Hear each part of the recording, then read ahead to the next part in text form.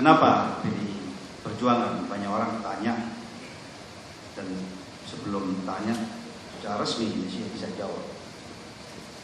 Karena PDI Perjuangan adalah partai yang paling siap hari ini,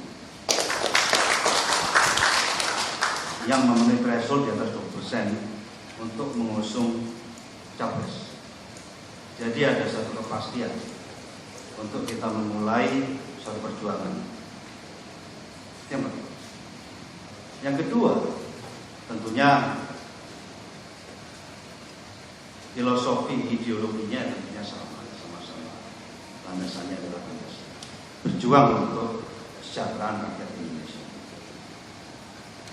Yang ketiga, figur capresnya ini yang penting. Bapak Ganjar Pranowo adalah figur yang kita tahu sangat diterima masyarakat, masih muda, dan yang paling penting memiliki komitmen untuk melanjutkan pembangunan apa yang sudah baik yang kita lihat pada hari ini, termasuk yang disebut di dalam pidato beliau IKN dan lain sebagainya. Jadi membangun satu negara tentunya continuity itu penting sekali.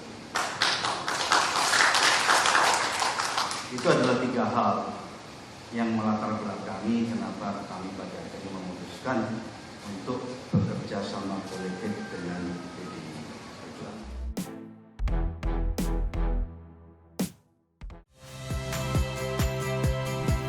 Saya Yasir Neneama. Saksikan program-program Kompas TV melalui siaran digital, pay TV, dan media streaming lainnya.